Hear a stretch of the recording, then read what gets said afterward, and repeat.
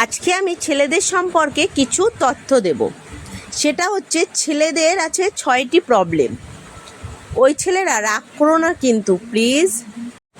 Number 1, ভুলভাল বোঝে। Number 2, এরা সন্দেহ করতে কিন্তু এক্সপার্ট।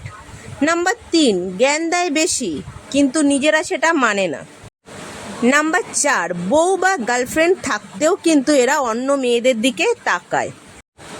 নাম্বার 5, বউ বা গার্লফ্রেন্ড যদি কান্না করে তখন তাদের মাথা যন্ত্রণা করে, কিন্তু অন্য কোনো মেয়ের কান্না দেখলে তাদের বুকের ভেতরে একটা অন্যরকম কষ্ট কাজ করে।